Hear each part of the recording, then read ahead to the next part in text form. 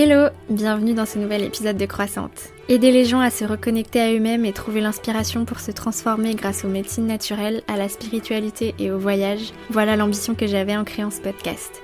Je suis Louise, ex-agent de voyage, étudiante en naturopathie et en yoga. Ici, nous partageons, mes invités et moi, nos réflexions sur le bien-être holistique, nos expériences d'éveil spirituel et nos déclics qui nous ont aidés à avancer dans la vie. Alors commence par prendre une grande inspiration, ouvre bien ton esprit et tes oreilles, prépare-toi à recevoir plein d'ondes positives. Et si le podcast te plaît, merci de le noter sur Spotify ou Apple Podcast et partage-le autour de toi ou tag-moi dans ta story. Merci du fond du cœur d'être là, je te souhaite une bonne écoute. Hello tout le monde, j'espère que vous allez bien, que vous prenez bien soin de vous en cette période printanière. Je crois que le printemps s'est bien installé maintenant en France. J'espère que vous profitez du début des beaux jours. Bienvenue dans ce nouvel épisode. Aujourd'hui, je vous propose encore une nouvelle interview. Ça fait longtemps que j'ai pas fait de solo talk, je sais, mais je devais en publier un aujourd'hui et je pense que je l'ai pas assez bien préparé. J'ai pas réussi à m'exprimer comme je le voulais, donc à la place j'ai publié cette interview que j'avais en avance, mais la prochaine fois, promis, ce sera un épisode solo. Ça faisait très longtemps que je voulais parler d'Ayurveda dans ce podcast et j'attendais de trouver l'invité idéal pour en parler. Et j'ai enfin trouvé en la personne de Amel du podcast Tige de Inner Journey. Amel est une sacrée voyageuse, une sacrée baroudeuse. Elle est actuellement, à l'heure où on enregistrait ce podcast, en Irak. Et après elle va se rendre en Jordanie. Et c'est vraiment une route. Et son voyage est vraiment trop intéressant et ça donne vraiment des perspectives incroyables. Et une ouverture au monde folle. Et à côté de ça, elle est praticienne en Ayurveda et en Jyotish et en Ayur-Jyotish, donc la médecine indienne, l'astrologie indienne et l'astrologie de la santé issue des Védas. Et on va parler de tout ça dans cet épisode.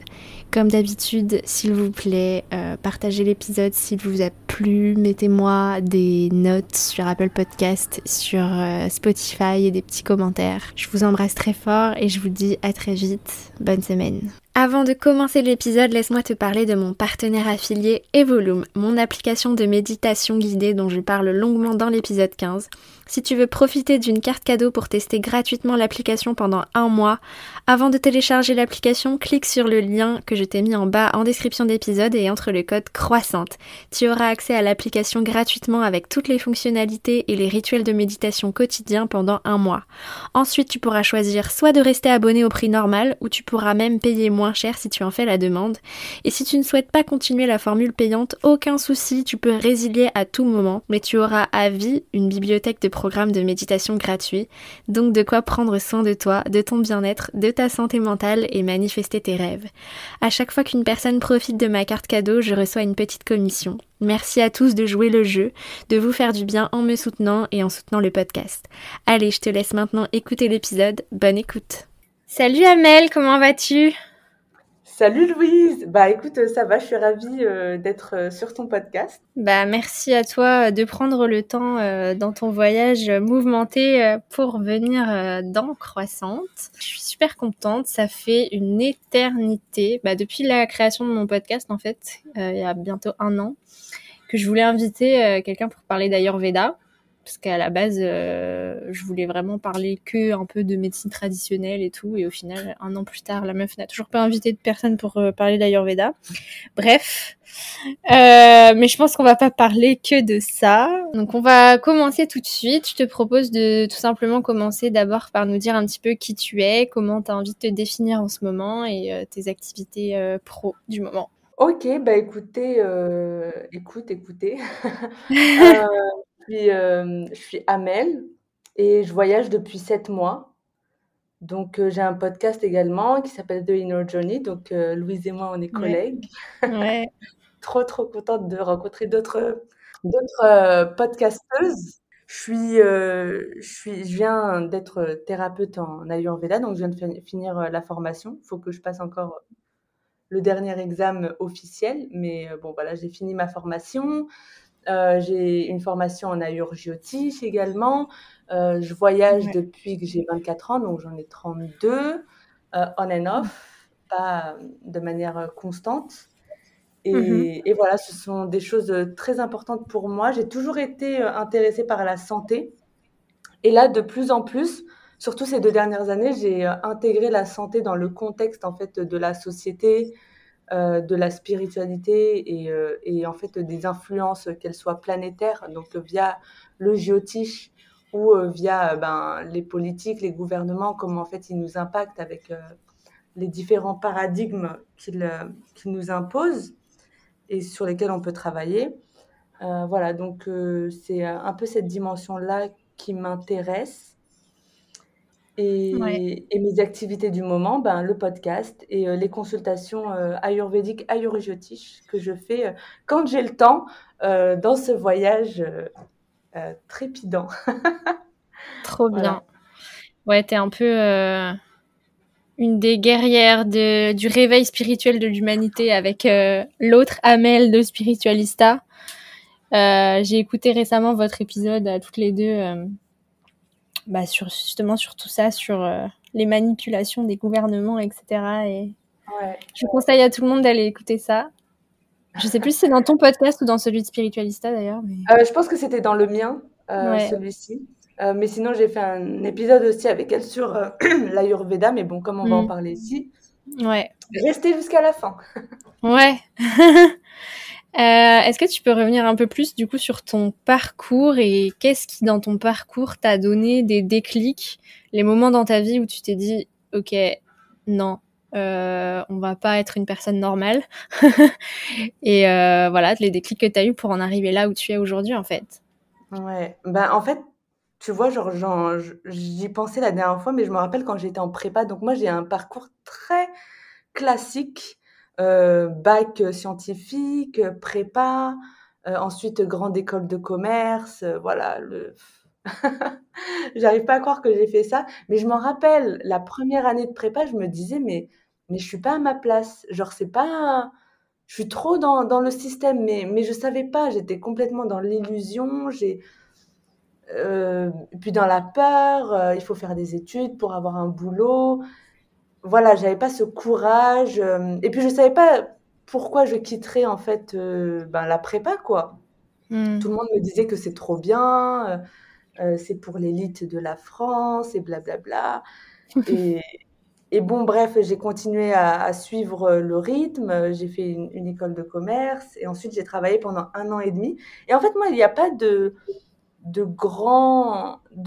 choses extérieures qui m'ont impactée, ça a toujours été très doux. Alors moi, dans mon thème astral, j'ai une lune assez forte, enfin, très forte en fait. Et du coup, la lune, c'est yin et c'est très doux. J'ai jamais eu genre en mode Saturne, en mode je te mets un burn-out ou un gros Mmh. blocage, tu vois, dans ta vie ou une grande séparation. Non, j'ai jamais eu ça. C'était toujours intuitif. Donc, je suis partie au Sri Lanka, j'ai travaillé, j'ai adoré travailler dans la communication dans une agence de voyage française. Ah Et ouais, ensuite, ça j'ai s'appelait quitté comment? My Globe Travels, Ok, MAI. Génial, franchement, je les ok, recommande si vous voulez travailler voyager au Sri Lanka. trop bien. Voilà, j'ai adoré passer 1 an et demi là-bas, vraiment. Et ensuite, ben, j'ai quitté, mais genre pas parce que j'en avais marre du marketing et de la communication, hein, c'était juste, je me sentais plus de m'investir dans quelque chose d'autre. Donc, j'ai pas renouvelé le contrat. Je pensais retourner en France pour m'y installer. Et en fait, bah, je trouvais pas de boulot. Et puis, je me suis dit, mais après, je suis partie passer 1 mois en Tunisie. Je me suis dit, mais en fait, j'ai envie de voyager. Et du coup, ben, j'ai dit, allez, c'est le moment de faire un grand voyage en mode backpack parce que j'avais jamais fait ça avant. J'avais 28 ans à l'époque. Et voilà, je suis partie à 28 ans pendant 1 an et demi et j'avais découvert le yoga avant et du coup, je me suis formée au yoga. Donc, j'ai été prof de yoga pendant 3 ans. Là, j'ai arrêté parce que je voyage. C'est un peu compliqué et voilà, ça a été tout doucement. Donc, le yoga m'a amenée à l'Ayurveda. Moi, je pensais que c'était juste les herbes, les plantes, enfin voilà, Mhm. les trucs un peu boring. Et en fait, je me suis rendu compte qu'il y avait les doshas, la personnalité, il y avait toute une spiritualité derrière. Je me suis dit, waouh, mais en fait, c'est archi deep. Mhm. Et ensuite, l'Ayurveda m'a amené au Jyotish. Donc, ça a été Mhm. une logique très douce. Et Ok, voilà. Et le voyage toujours en arrière-plan. ok, trop Voilà. bien.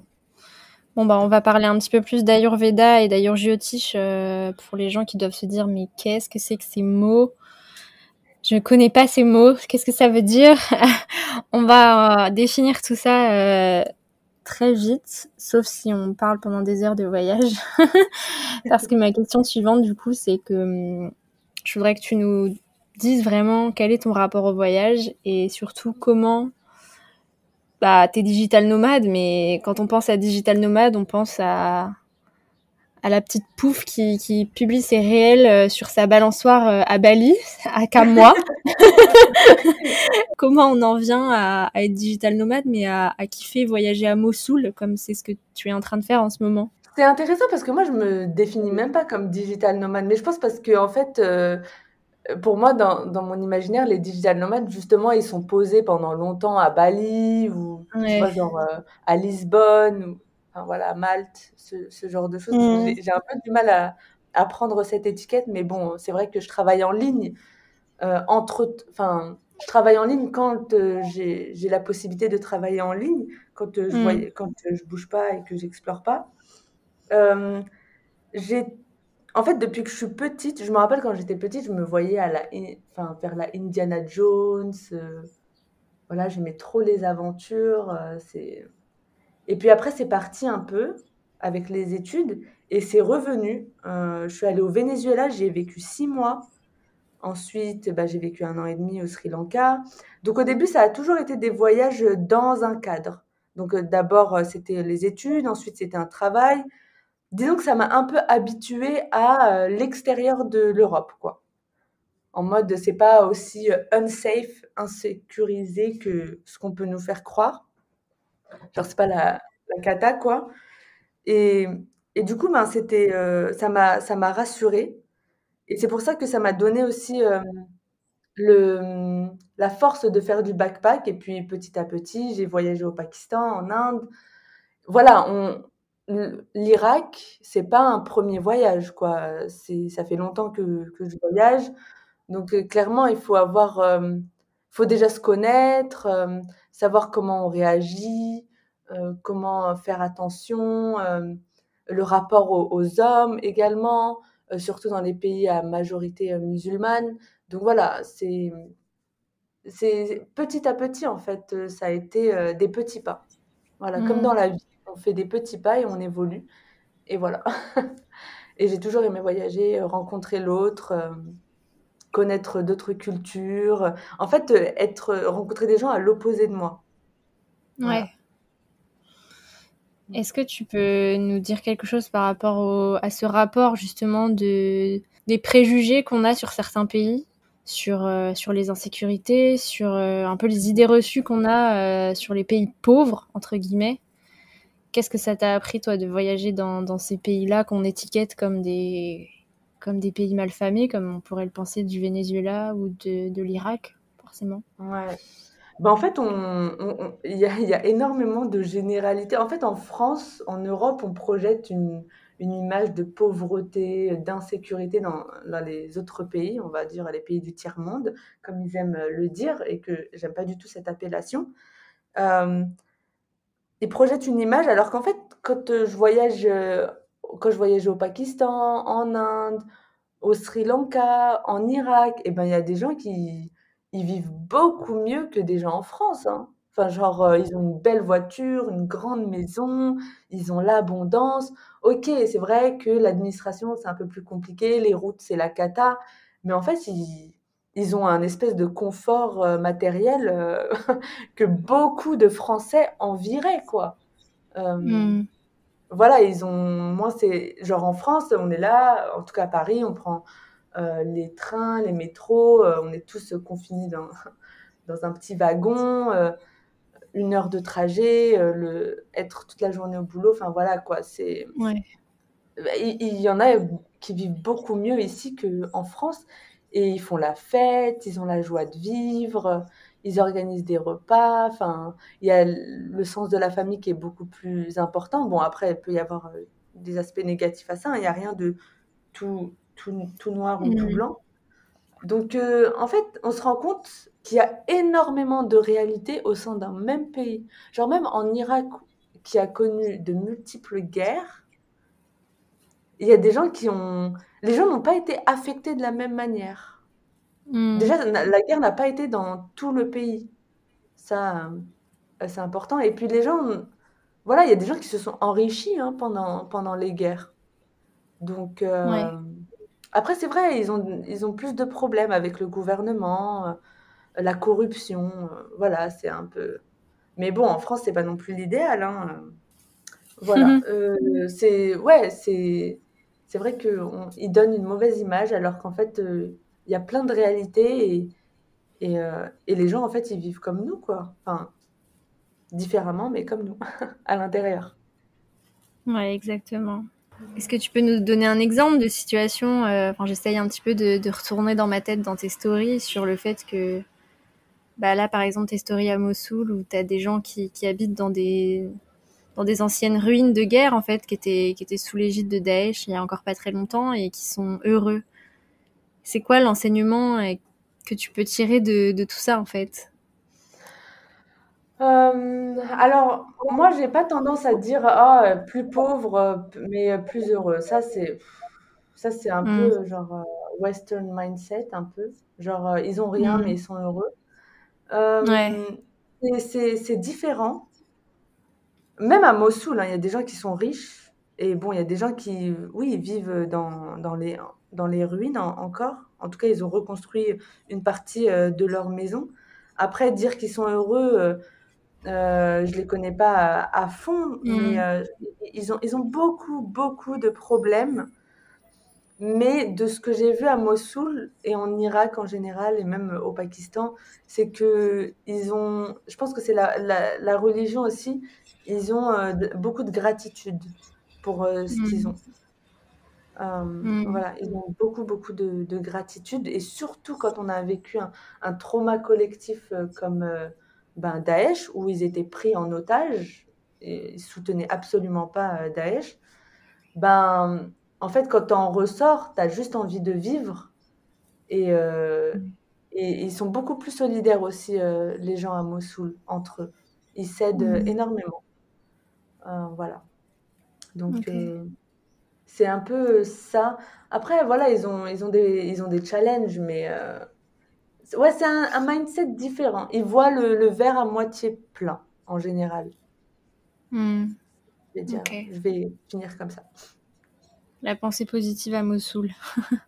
Ouais, voilà, en tout cas, moi, je ressens pas de vibe, à Mossoul de genre, de négativité ou de trauma ou de choses lourdes. Je ressens vraiment la joie de vivre. Ils ont des cafés et puis ils sont souriants. Ils veulent tout le temps prendre une photo avec toi et ils veulent t'inviter pour un chai. Ils ont envie de ouais, ils sont souriants, ils sont accueillants, ils sont chaleureux, ils veulent partager et puis ils sont curieux, quoi. De: «Qu'est-ce que Mm. tu fais là?» Et du coup, Mmh. quand tu leur dis ce que tu fais dans la vie, quand tu leur parles d'Ayurveda, de Jyotish, etc., qu'est-ce qu'ils répondent par rapport à ça? Est-ce que vous arrivez à faire des liens entre ben, la spiritualité de l'Ayurveda, du Jyotish, du yoga, etc., avec leur pratique, leur religion, à eux? Alors, j'ai eu une conversation comme ça qui a été poussée. Généralement, je rentre pas dans ce genre de conversation, Ouais. rapidement. C'est vraiment quand je connais bien la famille, et je vois l'ouverture, en fait, de la famille. Bon, c'est pas que j'ai peur, hein, mais voilà, j'attends qu'on me pose des questions. Je vais pas, imposer, ce que je sais. Mais Ouais. ça a été genre au sud, de l'Irak, à Nasiriyah. Donc je suis restée 3 jours dans une famille et c'est vrai que l'une des filles, elle était très, très intéressée par, l'énergétique et du coup, je me suis retrouvée à faire les thèmes de toute la famille. Ouais.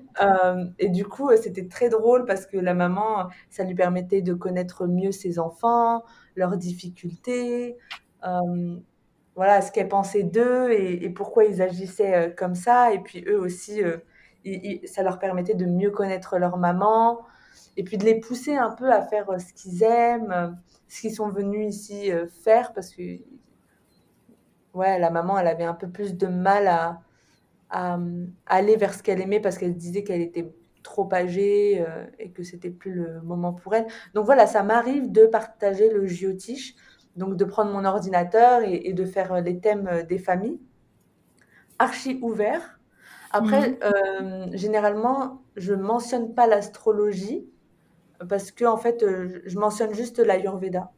Et quand on parle de Ok. l'Ayurveda, c'est plus sympa parce que du coup, ça parle de santé générale et ça leur permet de réfléchir, de se dire, ah, je vais peut-être arrêter le sucre ou réduire, peut-être réduire Ouais. la viande. Voilà, ça, disons que ça plante des graines. Je leur partage mon chemin et eux, après, ils me posent des questions en fonction de ça et puis je leur donne des petits tips, comment manger. Voilà, mais l'astrologie, ça vient en dernier quand je connais bien la Mhm. famille. Mais j'ai jamais eu de rejet de ce que je faisais. Ils sont même très, très curieux. Très, Mhm. très curieux parce que bah, ça vient de l'Inde. Et puis c'est la santé, voilà. Très curieux. Mhm. Ok, trop Mm. intéressant. Ouais. Euh, Bah merci en tout cas de nous partager tout ce voyage. Ça fait Bah, y du a pas bien de, enfin ça rééquilibre un peu. Voilà, moi j'avais ce goal de venir en Asie, de venir habiter à Bali, etc. Donc j'ai beaucoup de gens dans mon feed qui habitent à Bali et c'est vrai que c'est un peu toujours la même chose. Donc là ça change, on est dans la vraie vie du réel. Enfin c'est une autre réalité on va dire, mais c'est trop intéressant. Et ça fait du bien. Et c'est loin de la superficialité qu'on peut trouver sur Instagram, donc c'est Ouais, trop après cool. moi j'ai envie de vivre des choses fortes. Donc c'est vrai que j'irai pas à Bali maintenant, mais moi Mhm. pourquoi pas aller à Bali plus tard pour m'y poser longtemps quoi. Mais c'est juste que Mhm. là c'est pas le timing de ma vie. Ouais. Mais j'ai vécu 1 an et demi au Sri Lanka, hein. J'ai adoré les Ouais, week-ends, aller à ouais. la plage, une vie normale sur une île tropicale quoi. C'était Mhm. cool aussi. Ouais. On va passer sur l'Ayurveda. Donc, j'ai jamais invité de praticienne en Ayurveda sur le podcast. Pourtant, j'en ai quand même parlé un petit peu de mes pratiques, en tout cas. Mais voilà, j'ai jamais été expliqué vraiment sur quoi c'est basé, etc. Donc, est-ce que tu peux nous faire un petit récap sur ce qu'est l'Ayurveda, expliquer aux non-connaisseurs, du coup, en quelques mots, les grands principes, sur quoi ça se base et d'où ça vient? Ouais, bah, pas de souci.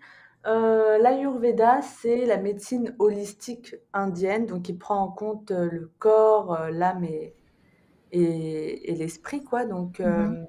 quand on guérit quelqu'un, on guérit pas la maladie, on guérit tout. Euh, son âme, voilà, on réaligne, quoi. Mm. Euh, c'est basé sur les éléments, donc l'eau, la terre, le feu, l'air et l'éther, l'espace. Donc il y a 5 éléments et ces 5 éléments sont divisés en 3 doshas. Donc le dosha Vata qui est air et espace, le dosha Pitta qui est feu et eau et le dosha Kapha qui est eau et terre. Et donc ces 3 doshas, en fait, on va les avoir dans notre corps physique, mental et émotionnel. Donc en fait, dès qu'on va naître, on va avoir une constitution. En fait, dès la conception du fœtus, il va y avoir une conception, il va y avoir la constitution physique va arriver, mais la constitution physique, elle va aussi servir pour le chemin de vie spirituel de la personne. Donc pour sa Mm. mission, son dharma euh, à, euh, Mm. à mettre en place dans sa vie terrestre, quoi. Et Ok. donc, on a ces 3 doshas dans notre corps. Donc, on est Vata, Pitta et Kapha Mm. à l'intérieur de nous et dans notre mental et dans notre Mm. émotionnel. Par contre, on va les avoir dans des proportions différentes.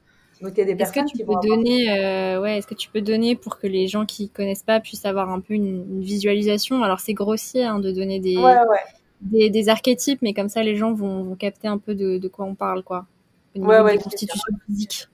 Mm. Donc, il y a des personnes qui ont plus de Vata, donc elles vont être plus enthousiastes, plus créatives.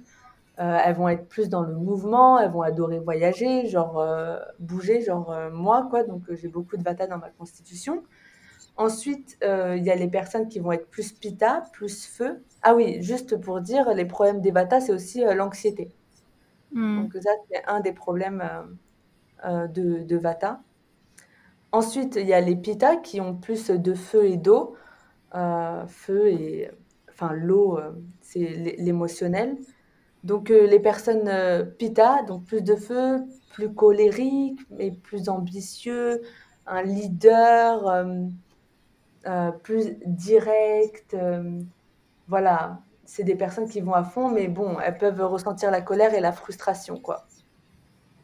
Ensuite, il y a Mm. les personnes kappa, plus d'eau et de terre, donc eau émotionnelle. Les kappa, je les vois comme des arbres, quoi. C'est les mamans, c'est l'ancrage, c'est la stabilité, le Mm. calme, l'amour inconditionnel. Voilà, tu as envie de faire un câlin à un arbre, quoi. Mm. C'est c'est Amma en Inde. Ouais. Amma, c'est la femme qui donne Mm. des câlins aux gens. Ouais. Voilà, donc c'est ça un peu kappa. Mais par contre, les kappa, ils peuvent tomber dans la léthargie, hem, voilà, la flemme, la Mm. procrastination. Beaucoup de rétention d'eau. Ouais, beaucoup de oui, exactement. Après, il y a les problèmes physiques. Voilà, une personne vata, trop de vata, elle peut souffrir de ballonnement et de flatulence.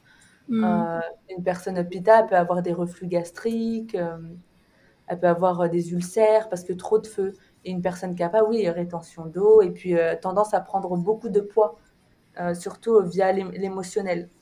Genre tout Mm. garder, en soi, quoi, et ne pas exprimer, ne pas en parler. Voilà.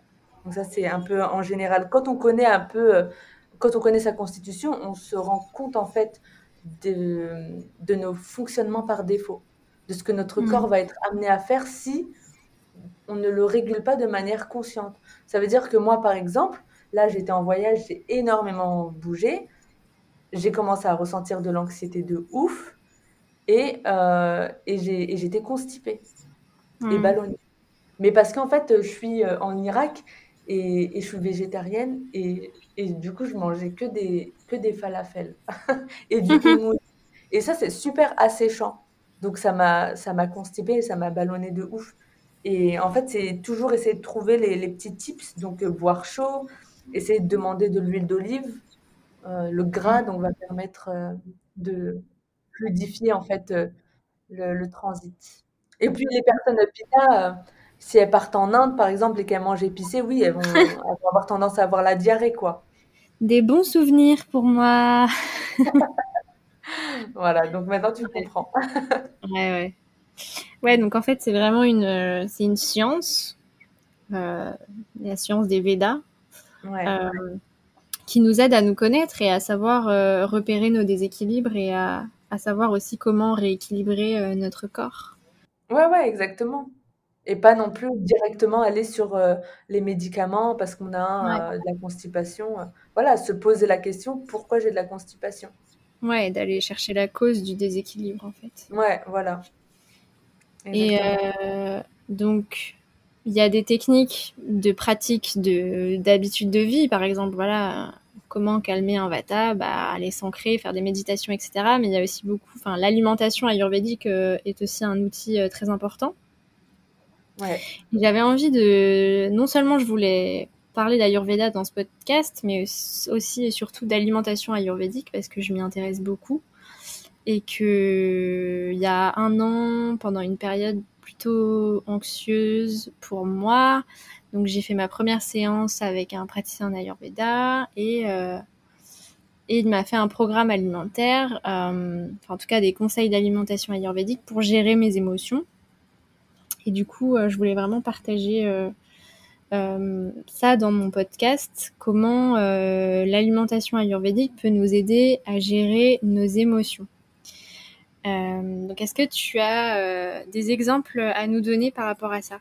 En fait, il y a un truc qui est assez important. Déjà, il faut savoir que ça a été prouvé qu'on a un deuxième cerveau au niveau de l'estomac. Donc tout ce qui Mm. va le corps communique 10 fois plus avec le cerveau que l'inverse. Donc on peut pas dire à notre corps ce qu'il va faire. Voilà, enfin on peut dans une certaine limite, mais c'est plutôt notre corps qui va influencer notre mental. Ok. Et donc ça, c'est important à savoir. Et donc en Ayurveda, il y a 3 énergies, au niveau du mental. C'est Rajas, Sattva et Tamas. Mm. Hem aussi, c'est important de savoir que l'émotionnel, c'est aussi au niveau du cœur. Hmm. C'est pour ça qu'il y a plein de personnes aussi qui vivent, qui ont de l'anémie et tout. L'émotionnel est perturbé, trop de feu. Donc voilà, ces trois énergies, Rajas, par exemple, c'est la nature de l'esprit, c'est la passion, l'émotion, le mouvement. Donc, quand il est déséquilibré, on est perturbé émotionnellement, notre imagination, elle est hyper active, donc on se fait des films de ouf, on maîtrise plus nos pensées, on est insatisfait, il y a trop de désirs, on est irritable, dans la colère, on juge, on critique. Bon, après, il y a de la volonté de faire des choses, il y a le courage de faire des choses, donc c'est pas non plus négatif.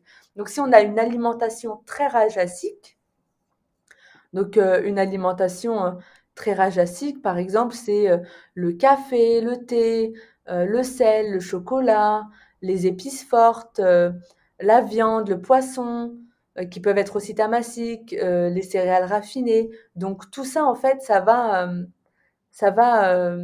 impacter notre esprit. Donc aussi, on est toujours frustré, c'est qu'on a un mental très rajasique et il faut savoir que notre nourriture est très rajasique, en tout cas en Europe et en général, quoi, très très rajasique.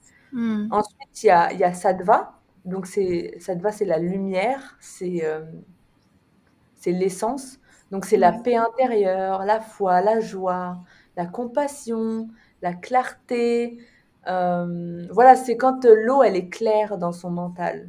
Ou genre quand il y a un ciel bleu, Hmm. sans, sans rien, sans nuages. Donc c'est quand il y a pas de peur. On est en lien avec l'univers, Dieu, il y a un amour inconditionnel. Mais pour ça, il faut manger sadvik. Et aujourd'hui, Hmm. dans notre société, c'est très difficile de manger sadvik parce qu'en fait, notre nourriture, elle est vachement polluée. Ouais. Après, la nourriture, c'est 50%. Il y a aussi comment on mange, si on prie avant de manger, quelle énergie on met dans la conception de notre nourriture. Si on mange et que le plat a été préparé par quelqu'un qui est énervé, on va manger son énervement, quoi, sa colère. Donc c'est Hmm. toujours bien de prier avant de manger, juste pour enlever les effets de, énergétique du repas. Voilà. Donc c'est vrai qu'on peut se dire, waouh, les gouvernements et tout, ils sont en train de polluer notre air, notre eau, euh, nos repas et tout, enfin les aliments, et on peut rien faire. Mais en fait, il y a quand même une partie énergétique. Il y a comme si en fait on pouvait neutraliser les mauvais effets et manger avec Hmm. le cœur. Dans notre société, on nous dit, ouais, il faut que tu perdes du poids, donc il faut que tu manges des choux tous les jours. Et après, la personne, elle est déprimée parce qu'elle aime pas les choux. Enfin, c'est n'importe quoi. On Hmm. mange quand même avec le cœur. Et donc, les aliments sattviques, ça va être les fruits et légumes qui sont en contact avec le soleil. Le citron, la fraise. Il va y avoir les céréales complètes, les noix, les graines, le lait, le ghee. Par exemple, le lait, c'est un très très bon aliment en Ayurveda, mais aujourd'hui, il est très mal produit, quoi. Parce qu'on déjà on Ouais, donne c'est-à-dire que des le pills. lait Ouais, cru, le lait cru d'une ferme, c'est différent que le lait Danone en bouteille en plastique qui a été pompé sur une vache dans un système industriel, quoi. exactement, exactement. Voilà. Et moi, j'aimais bien au Pakistan parce qu'ils avaient la famille chez qui j'étais restée genre quasiment un mois, pas tout le temps, enfin on and off quoi. Ils avaient une vache et en fait, ils prenaient la moitié du lait de la journée du matin pour eux et l'autre moitié c'était pour le veau. Genre ils Mm. prenaient jamais tout quoi. Alors qu'aujourd'hui, ben c'est différent en tout cas en France. Mm. Et ensuite, il y a une autre énergie qui est super importante et c'est l'énergie tamasique. Donc, l'énergie tamasique, ça amène l'ignorance, la lourdeur d'esprit.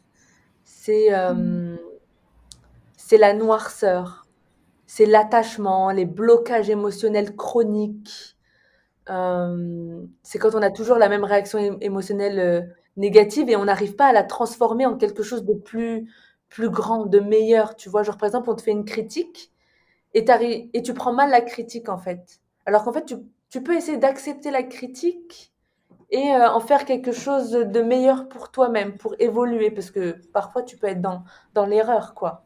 Enfin, Mm. voilà, de juste mieux connaître. Ensuite, il y a la nostalgie. Le tamas, c'est les addictions, la peur, l'anxiété, la dépression. Et on est dans une société très tamassique. Mm. Et tu vas comprendre pourquoi. Parce que, en fait, la majorité de notre alimentation, elle est tamassique en Europe. Déjà, les aliments mal cuits, les aliments en conserve. Mm. Genre, maintenant, la femme, elle travaille, bon, depuis des années. L'homme aussi. Et la femme, en gros, comme généralement c'est elle qui fait à manger, ben du coup, elle va pas avoir le temps de cuisiner, quoi. Ouais. Après, je veux pas remettre toute la toute la responsabilité sur la femme, évidemment, hein. C'est très bien que la femme travaille, mais juste, je veux dire que ça a du bien et du mal, le fait que désormais il y a des aliments en conserve, quoi. Ouais. Parce que du coup, ben, le couple ne peut plus cuisiner. Et du coup, ils achètent en fait les conserves, les produits surgelés, et ça, c'est tamassique. Et ça alourdit le, l'esprit. Ensuite, du coup, ça ramène de l'anxiété, de, de la dépression. Il y a aussi la viande. Donc, voilà, les animaux sont maltraités, ils vivent pas une très très belle vie en général. Donc, ils donnent la souffrance aux aliments, les aliments fermentés, l'alcool, le pain, le fromage. Voilà, tout ça c'est lourd, les céréales raffinées, voilà, tous les plats préparés. Tout ça, en Mm. fait, c'est archi tamassique. Et il y a un autre élément sur lequel que je veux aborder rapidement, c'est que, bon, là, j'ai cité des aliments pour sattva, rajas et tamas, mais il y a également tout ce qu'on consomme, genre ce qu'on lit, ce qu'on entend, ce qu'on regarde. Donc, regarder la télé, c'est très tamassique et très rajasique. Beaucoup de violence et beaucoup de noirceur, Mm. voilà, d'abrutissement, un peu. Ouais. Voilà. C'est pas la Ouais. seule alimentation. Et donc ça impacte nos émotions. Et après, ben, on se sent anxieux et on sait pas trop pourquoi, mais voilà. En fait, on a juste mangé les mauvaises choses. On s'est mal nourri. Ça. La nourriture de l'esprit. Ouais, On pense que c'est que l'alimentation, mais non. Enfin, l'alimentation, c'est un dixième de votre santé parce que les nourritures, c'est pas uniquement ce que vous mettez dans la bouche, c'est aussi vos relations, vos conversations, ce que vous regardez, ce que vous consommez, ce que vous achetez, ouais, ce à quoi vous passez votre temps, vos pensées aussi. ouais. Et s'il Euh, n'y a pas un agni fort, donc un feu digestif fort, eh ben, on va pas pouvoir assimiler c'est ce qu'on apprend et ce qu'on ingère, en fait. mm, Comme je te disais, si on a un agni super lent, on va vivre des choses, manger des choses, et en fait, on va pas les transformer dans des choses, enfin, en un produit qui va nous nourrir autant physiquement que mentalement et émotionnellement. Du coup, mm. c'est pour ça que c'est important de, de prier Ouais, pour sa nourriture et d'être dans la gratitude. ouais. Voilà. Parce que Et c'est pas genre juste la tomate qui va te sauver. Ouais, c'est pas genre, voilà, je te dis de manger des épinards parce que c'est bon pour toi, mais les épinards vont rentrer dans ton corps, mais il y a une espèce de magie extérieure, mm, quelque chose sur lequel on n'a pas de contrôle énergétique. mm, Donc voilà, moi pendant longtemps j'ai été énervée contre les gouvernements parce qu'ils polluent en fait tout ce qu'on ingère. Et en fait, j'ai compris qu'il y a aussi la dimension énergétique.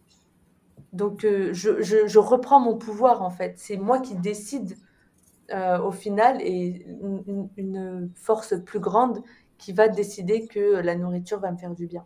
ouais. Bah, en fait, ça me fait grave penser, enfin, cette histoire de nourriture tamasique et la fin de la femme qui cuisine pour le couple, etc. c'est pas tant la faute des femmes, c'est sûr, c'est plus Non, c'est clair. de cette culture et ce mode de vie capitaliste en fait où on doit travailler et où on Ouais. prend pas le temps de cuisiner pour soi. Et en fait, je me rends grave compte que effectivement, moi, quand je cuisinais pas, c'était vraiment, ça correspondait vraiment à ma phase de déprime, quoi. Et c'est vrai que les gens que je connais ou les consultations que j'ai faites avec des cobayes, là, j'ai une personne qui était plutôt déprimée et qui effectivement me disait qu'elle n'aimait pas cuisiner et qu'elle cuisinait pas. Donc c'est peut-être aussi lié en fait. Si vous n'aimez pas cuisiner et que vous prenez pas le temps de cuisiner, après votre nourriture peut pas vous apporter effectivement les mêmes choses que si vous avez cuisiné, si vous avez mis votre cœur dedans, que vous avez effectivement pris un temps de conscience et pour aller améliorer un peu le contenu énergétique de votre assiette. C'est peut-être un peu perché tout ce qu'on se dit là, mais il doit y Non, avoir une part de vrai. non, mais c'est, tu vois, genre, tu abordes un point super important, c'est toute la conception de la société. Parce que, tu vois, genre, c'est exactement ce genre de choses dont je parle sur mon podcast. C'est en fait la société, elle Mm. a changé complètement les relations au sein de la famille et la santé. Avant, le fait de cuisiner ensemble, de manger ensemble, en fait, ça soudait les liens dans la famille. Là, aujourd'hui, en Europe, Ouais. enfin, moi, en tout cas, dans ma propre famille, on mange pas ensemble, quoi. C'est très rare Mm. d'avoir des repas ensemble, sauf pour des fêtes ou des rencontres familiales. Mais sinon, in the day-to-day life, on mange solo. Voilà. Et du coup, bah, Ouais. ça éloigne les gens les uns des autres. Avoir un feu digestif fort, ça amène de la clarté dans l'esprit, la capacité de Mm. discernement.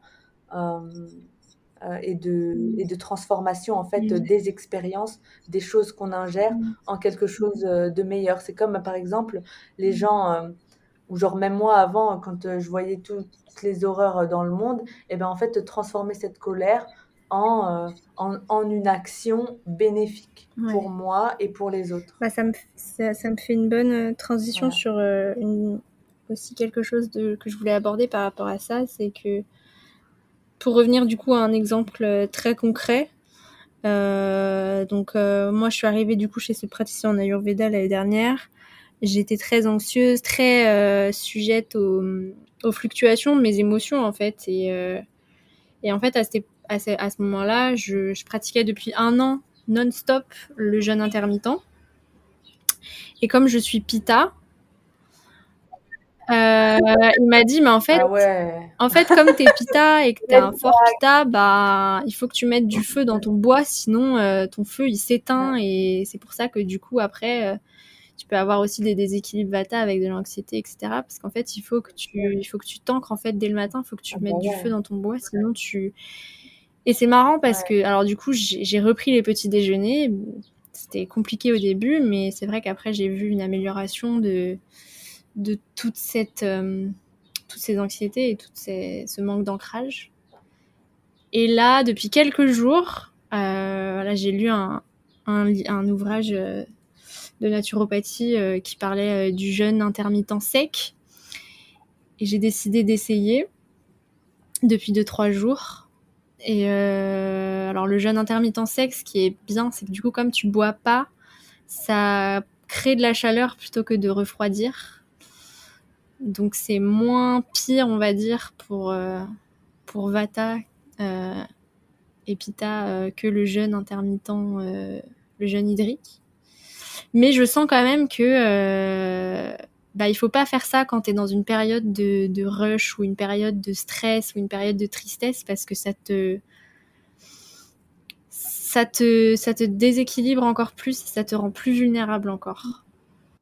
Ouais, et puis surtout, c'est important de demander à son corps comment on se sent, quoi. Enfin, demander, ressentir, parce il y a pas de case. C'est pas tous les pitas, ils vont être Ouais. impactés par le jeûne intermittent. Voilà. Mais c'est vrai qu'un pita, en Mm. général, il a besoin de manger le matin, quoi. Sinon, c'est Mm. beaucoup d'émotionnel, Ouais. d'anxiété. Il y a besoin d'ancrage. Alors qu'un kappa, il est beaucoup plus lourd dès Mm. le matin, donc Ouais. pas besoin. Exactement. Bon, en tout cas, c'est bien ce que je ressens.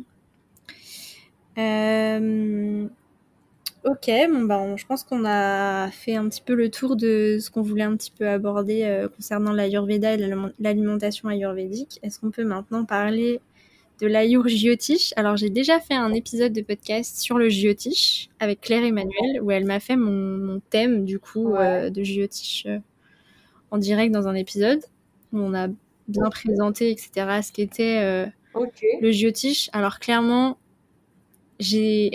franchement, j'arrive pas à retenir. Alors que tu vois, l'astrologie tropicale, donc l'astrologie qu'on connaît plus en Occident, j'arrive grave à retenir et tout, mais c'est vrai que les noms des planètes et tout en Jyotish, j'ai beaucoup plus de mal. En tout cas, voilà. Si vous n'avez pas écouté cet épisode, mais moi-même, je ferais bien d'aller le réécouter parce que j'ai un peu tout oublié. Est-ce que du coup, tu peux, bon, alors rapidement nous dire ce qu'est le Jyotish par rapport à ce qu'est l'astrologie tropicale et nous dire du coup le lien avec l'Ayurveda et ce qu'est l'Ayurjyotish du coup. Ouais. Bah, du coup, dans le Jyotish, c'est plutôt la lune qui est mise Mm. en avant. Déjà, c'est une Mm. astrologie sidérale, ça se base sur les étoiles. Ouais. Donc, c'est pas le même niveau de calcul.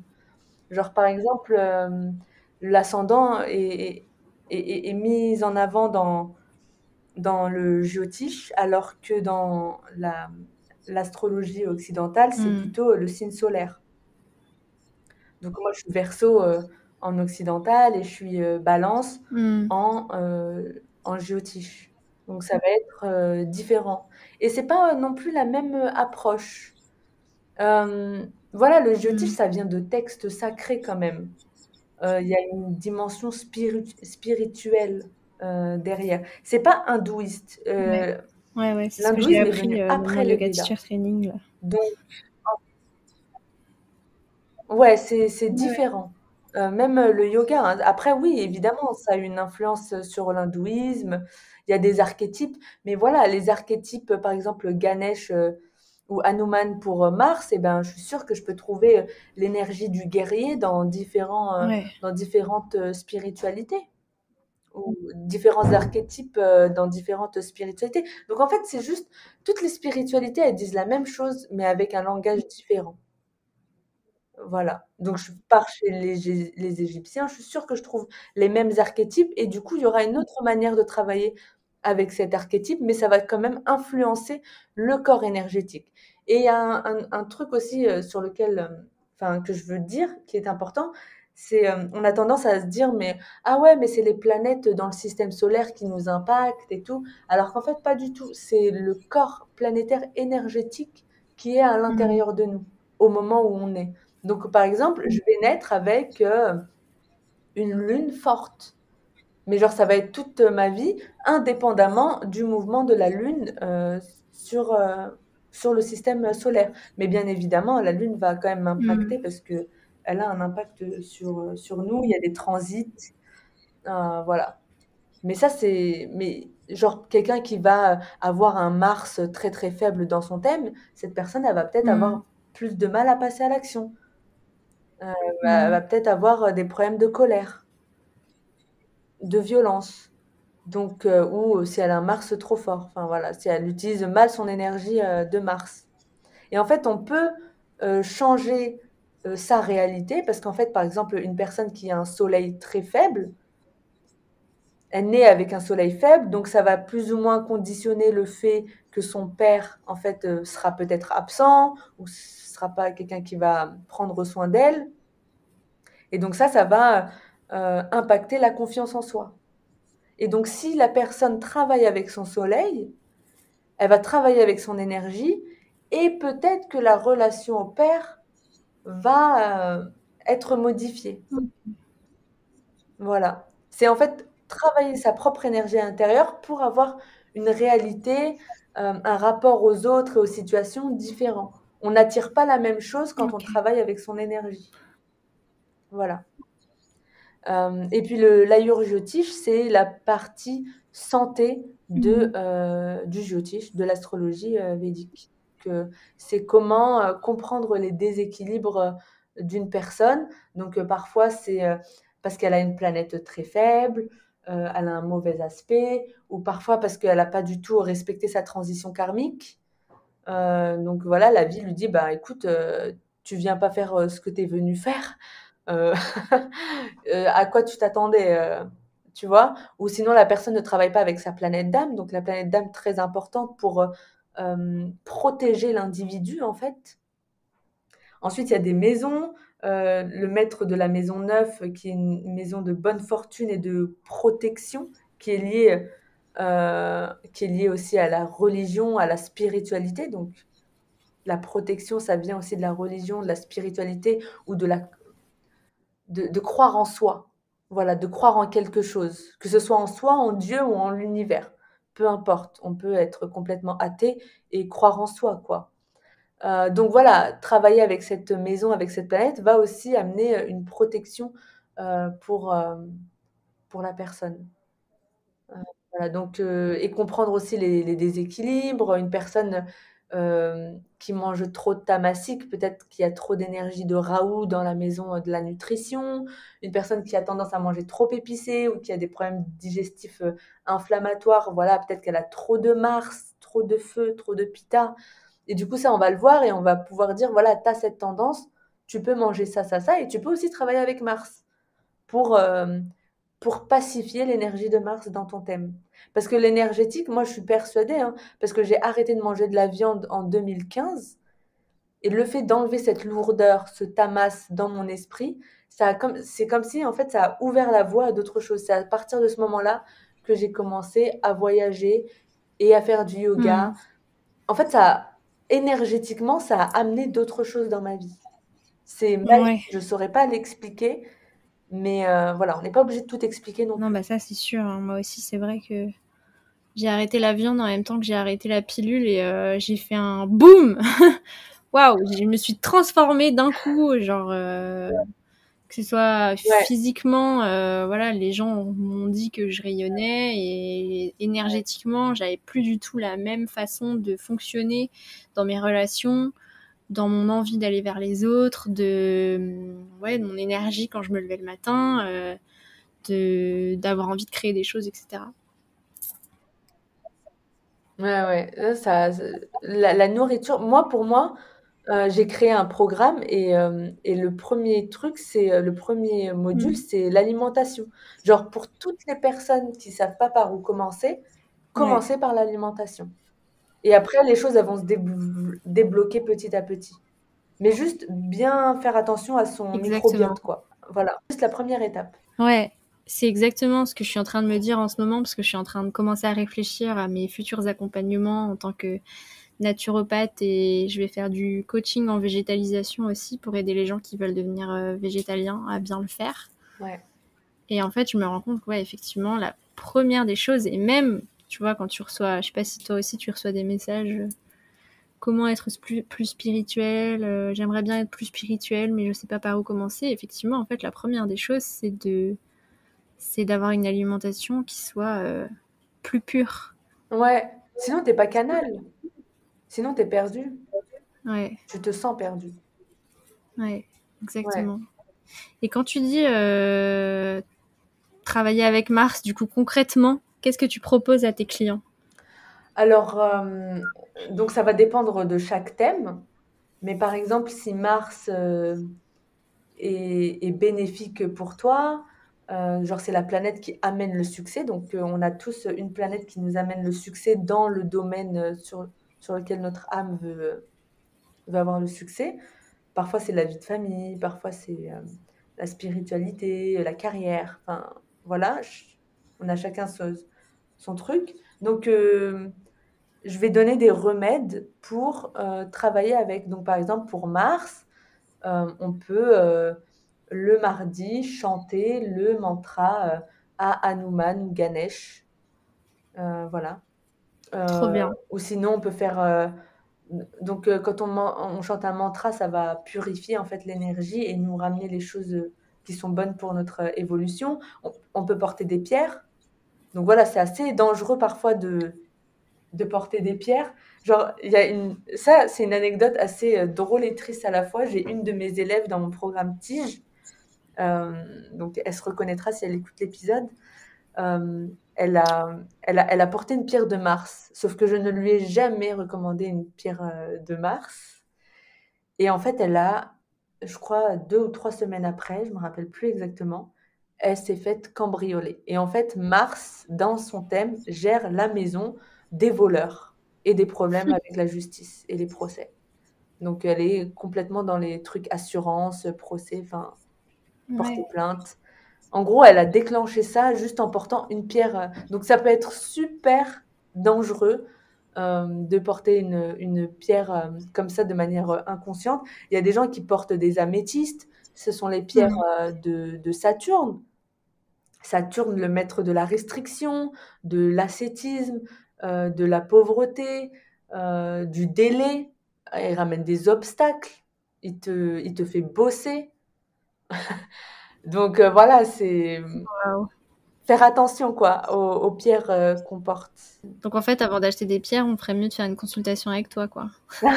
Bah, en tout cas avec un géotiche ou quelqu'un qui s'y connaît en ayant géotiche. Et puis Mm. on a regardé avec des copines, Camille et Pauline, si elles écoutent, sur internet en fait ce qu'ils disent sur les pierres et en fait parfois c'est vraiment du bullshit, hein. Ouais. On Ah a bah très peu trouvé de lien c'est entre sûr. les planètes et les définitions. Donc voilà.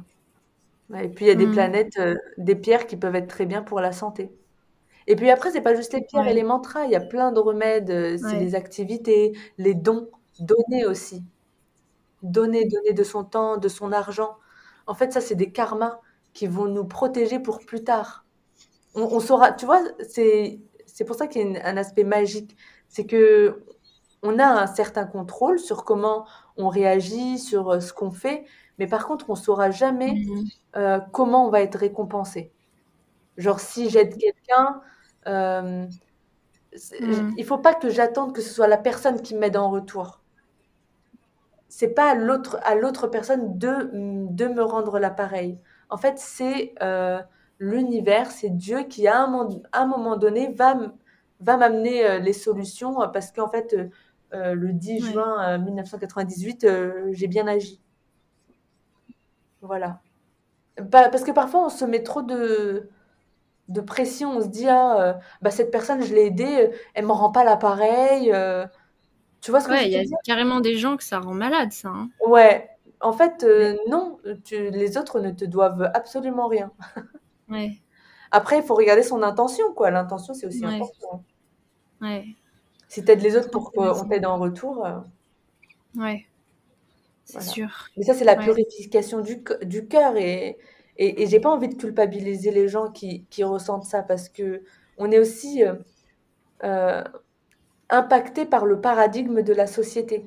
Donc, c'est comme si on n'avait pas spécialement choisir d'agir comme ça. Ouais. Voilà. Mais c'est juste un truc sur lequel il faut savoir. Enfin, il faut se rendre C'est compte. trop intéressant. C'est des beaux enseignements. Comment ça se passe en fait tes consultations? Du coup, tu mélanges tout Ayurveda et Ayurjyotish ou est-ce que genre si tu fais une consultation d'Ayurjyotish, tu vas aussi faire un bilan ayurvédique? Ouais, ouais, ouais. Ben, on commence avec l'Ayurveda, donc je pose des questions pour déterminer la constitution ayurvédique. Et ensuite, Mm. du coup, je note un peu quand elle me dit, ah, j'ai des problèmes de sommeil depuis ce moment-là, j'arrive pas à avoir un enfant ou ce genre de choses. Je le note, je regarde les dates, j'ai une fausse couche et du coup, ben, je peux voir quelle est c'était en quelle sous-période ou sinon c'était quel transit qui a en fait impacté ces problèmes-là, qui les a déclenchés. Et du coup, après, on peut travailler avec ces planètes et avec la nourriture. Par exemple, une personne qui va être impactée par Saturne dans le système digestif ou dans le système reproductif, elle a peut-être trop de toxines dans ces tissus-là, donc ou trop Mm. de amas, trop ou trop de tamas aussi. Donc privilégier la nourriture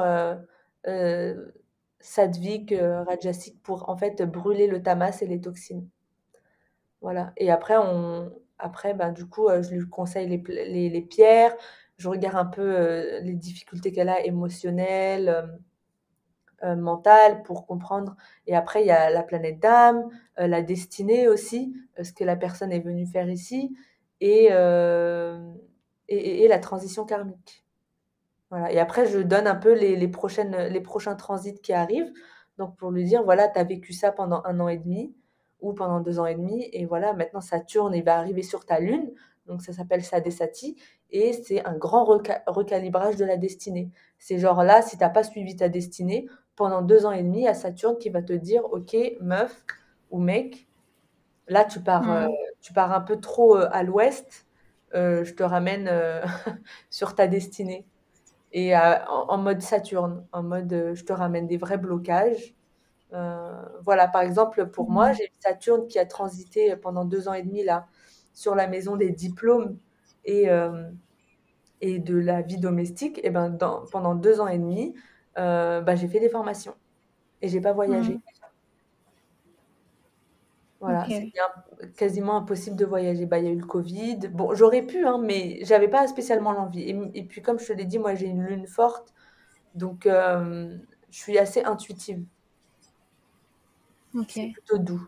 Genre, voilà. Ah oui, par contre, ouais, j'avais plus de revenus.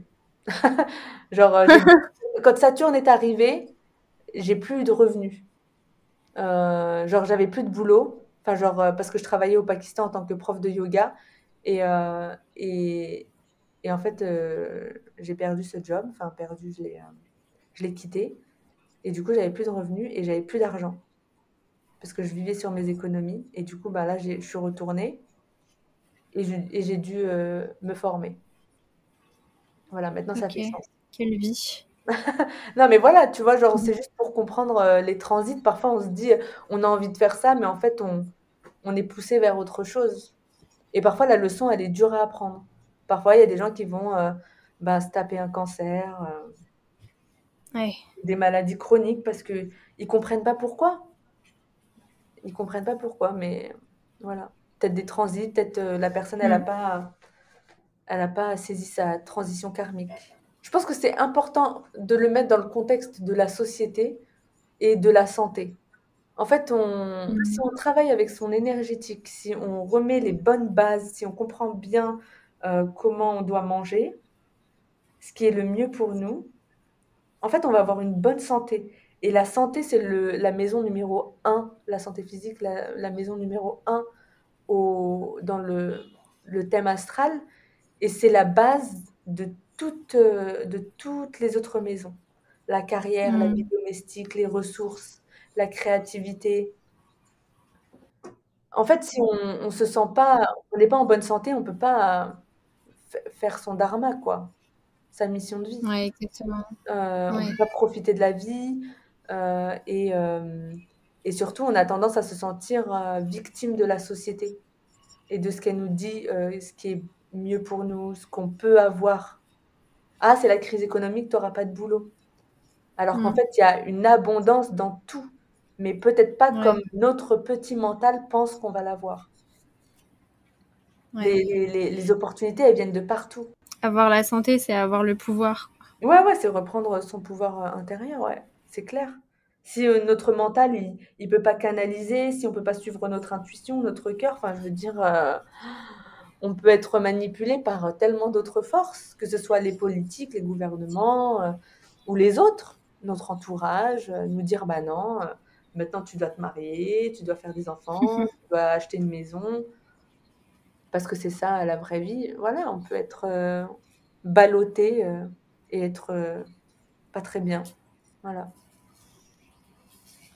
Exactement. Bah, merci de nous rappeler tout ça, parce que le message de ce podcast, c'est aussi de l'importance en fait de prendre soin de sa santé et de manière holistique. Donc, merci de nous apporter ces messages neufs. Bah, il y a pas de quoi. Un plaisir. Pour finir, est-ce que tu peux nous donner une de tes dernières prises de conscience que ton voyage ou ta vie t'a apporté? Alors la dernière, et j'aimerais trop en faire un épisode de podcast, c'est l'âge. Alors on a été pas mal conditionnés, en tout cas moi ça m'a affecté. Hein. C'est pas, on n'a pas tous, on n'est pas affectés tous de la même manière, même si on vit un trauma collectif. Donc dans l'éducation nationale, on nous classe par âge. Voilà. Et du coup, bah, moi, j'ai gardé ça. Ça veut dire que je ne peux pas traîner avec les plus jeunes que moi parce que en fait, ils n'auront rien à m'apporter, ou je ne peux pas parler avec les gens plus âgés que moi parce que je n'ai rien à leur apporter. Parce qu'ils pourquoi ils resteraient, enfin, ils parleraient avec moi, une gamine, voilà. Donc c'est comme ça que je voyais les choses. Et là, je voyage avec Emma qui a 54 ans. Elle est complètement déconditionnée de cette notion d'âge. Elle traîne avec des jeunes de 18 ans, et généralement, elle trouve les personnes plus âgées trop boring, trop adultes, qui ont Mm. perdu leur âme d'enfant. Et on se rend compte qu'en fait, c'est pas l'âge qui est important, c'est l'expérience. Genre, une personne de Ouais, 16 ans, elle peut s'y connaître beaucoup plus en équitation qu'une personne de 60 ans. Et du coup, la personne de 60 ans gagnerait à échanger avec cette personne de 15 ans, si elle veut en savoir plus sur l'équitation. En fait, c'est les expériences. C'est est-ce que tu as rempli ta vie d'expériences pour pouvoir en fait les partager. Voilà, c'est plus ça que l'âge. L'âge, ça ne veut rien dire. Genre, tu peux gagner 1 an si en une année, tu as fait que de rester chez toi, à rien apprendre, à regarder la télé toute la journée. Enfin, voilà. Après, ça dépend des gens, hein. Enfin, il y a ouais. des personnes qui vivent ça et tout, qui peuvent être mal dans leur vie ou dans leur corps. Je veux pas amener, faire culpabiliser. Mais en tout cas, voilà, ce que je veux dire, c'est vivre des expériences, apprendre des choses, rencontrer des gens pour nous faire Mm. grandir. Trop bien. Merci de nous partager ça. De rien. Euh, pour les gens qui voudraient poursuivre un petit peu toutes ces réflexions sur notre conversation, est-ce que tu as un livre, un podcast ou un film à recommander qui irait dans le sens de tout ce qu'on s'est dit? Un livre, ah oui, sur l'Ayurjyotish, bah, sur l'Ayurjyotish, il y a Komila Sutton, mais c'est en anglais, donc en fait, Mm. tout est quasiment dans le monde anglophone, quoi. Ouais, ok. Donc, Komila Sutton, euh, il y a Chopra aussi qui écrit des livres, Ouais, et ouais. David Froles. Belle police. Ok. Ouais, voilà. Ils écrivent surtout l'Ayurveda et le Jyotish combiné. Mm. Mais, ouais. Ok, trop bien. Je note ça. Bon, bah, merci beaucoup, Amel, de nous avoir partagé tout ça. On va te retrouver tout de suite sur ton compte Instagram et ton podcast pour suivre tes aventures. Et moi, personnellement, je pense que je vais bientôt t'envoyer un message pour prendre une consultation avec toi, parce que ça m'intéresse. Avec plaisir. Donc voilà, bah, je te souhaite une bonne poursuite de ton voyage. Merci. Et encore merci d'avoir pris le temps de venir. Ah, bah, tout le plaisir était pour moi. J'ai adoré parler avec toi, Louise. Et ouais, et enjoy Bali. C'est cool aussi. Yes. Ouais. La bonne nourriture mange pour moi parce que je suis limitée au falafel. Ouais, ouais, bah ouais. Ouais, c'est vrai que je suis dans un endroit touristique, mais il y a des restaurants véganes à tous les coins de rue et ça, Oh là là, c'est... j'en Si rêve. touristique veut dire resto vegan, je veux bien que toute la planète se touristifie, tu vois. Ouais, grave. Ouais. Ok. Bon, allez, on reste en contact. À bientôt sur ton compte Instagram et merci à tous d'avoir écouté l'épisode jusqu'au bout. Bye.